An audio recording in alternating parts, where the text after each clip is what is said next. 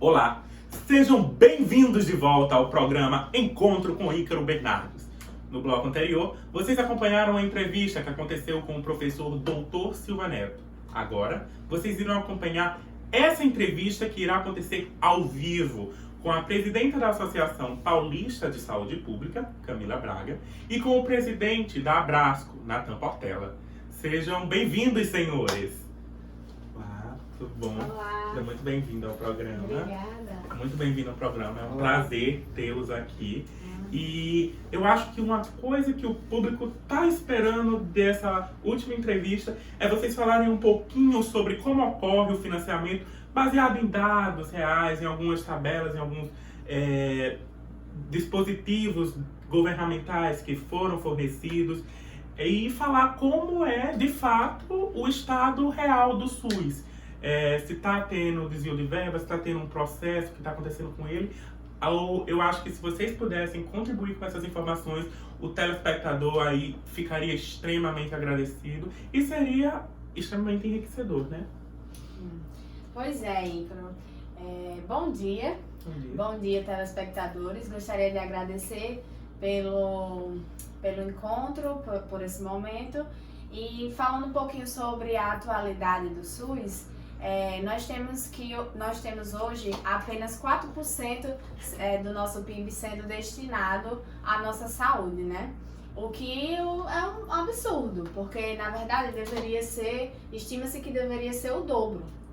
E como podemos ver o cenário atual do SUS, nós vemos uma superlotação, filas lotadas, pessoas não conseguem ser bem atendidas e os servidores, os ACS, o enfermeiro, enfim, todas as pessoas que compõem o SUS, né, prestando esse serviço de saúde, eles acabam sendo também, não são bem pagos, né? E aí soma a superlotação com essa falta de verba de financiamento que não está chegando e acaba resultando nesse desmonte, né, que nós temos no cenário atual. Principalmente, quando a gente entra na plataforma do e-gestor, a gente consegue ver que o custeio dos ACS, por exemplo, vem diminuindo gradativamente. Hoje em dia nós temos em torno de R$3.000, o que se torna um absurdo, né? Você está sendo mal pago por um serviço que exige bastante de você, então acaba se tornando, no cenário atual, caótico, né?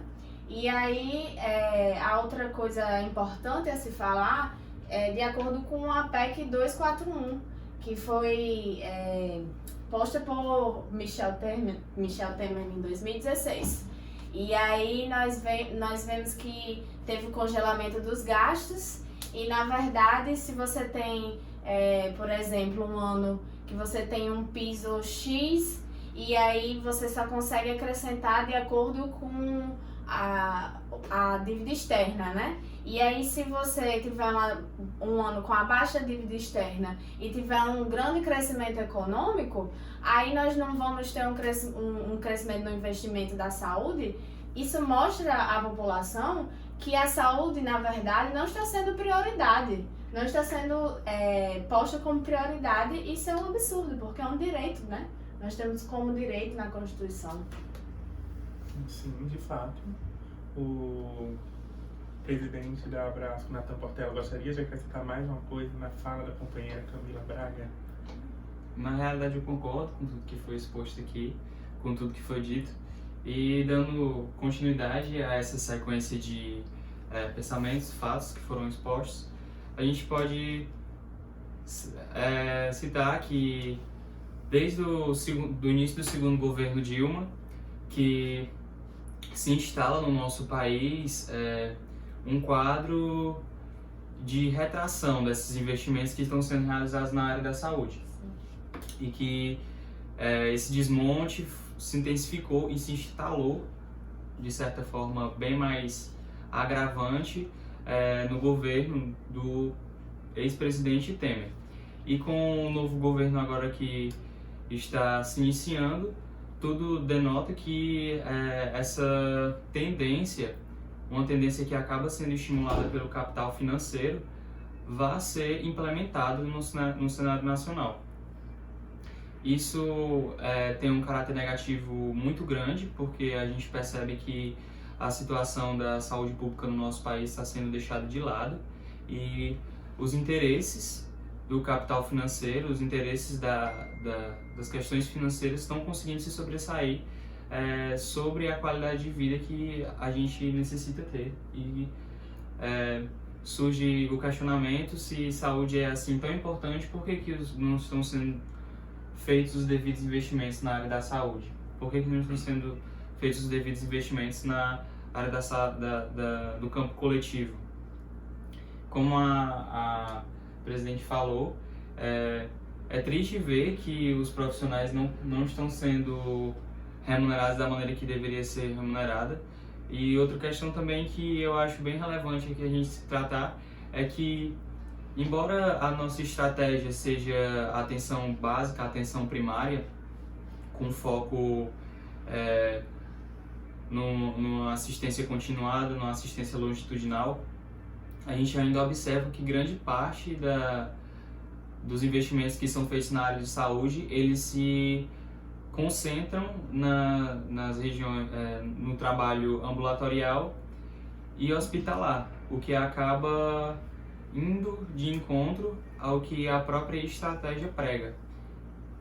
E isso talvez deveria ser decorrente de um período de transição que estaria ocorrendo ainda, da mudança de uma antiga política para a implementação de uma nova política, mas infelizmente esse quadro ainda persiste e nos últimos governos o que foi presente é que os investimentos na atenção básica vêm diminuindo, enquanto que os investimentos na área hospitalar estão sendo superiores ao que deveria ser. Então a gente vê que existe uma inversão do que deveria realmente ocorrer com a política. E o que é interessante também, Nathan, que 25% da população ainda busca os planos particulares, privados, né? Que geralmente são planos populares, que não conseguem abranger todo o sistema, né? E aí, quando acaba partindo para áreas mais custosas, hospitalares, com procedimentos com mais tecnologia, mais custo, né, mais gasto, acaba procurando o SUS. Por exemplo, quando se trata do transplante, né? E aí isso aumenta mais ainda os nossos gastos, né? Porque acaba não tendo uma continuidade, não é trabalhado dentro do SUS a atenção básica, aquela longitudinalidade, e acaba custeando mais. E uma coisa muito interessante também, Camila, que eu vi, hoje mesmo eu vi alguém falando desse gestor, decidi entrar lá, e eu fui checar algumas tabelas e eu vi que o financiamento que chegava para o PAB variável, que se eu não me engano o professor Silva Neto falou, 2 anos atrás era de 100 mil para o BS que possui o NASF. Hoje, esse valor caiu drasticamente para 20 mil. Isso não se reflete apenas nisso, se reflete em vários outros aspectos. O dos ACS antes era 15 mil, agora está em 3 mil. E é uma informação que o público que está de fora, eles não conseguem enxergar, eles não veem isso. E é por isso que é muito importante essa informação ser repassada aqui no programa. E é por isso que eu agradeço bastante a participação de vocês dois. Foi extremamente enriquecedor essa contribuição. E eu espero que vocês estejam disponíveis para mais encontro e que os telespectadores tenham gostado dessa nossa apresentação. Obrigada.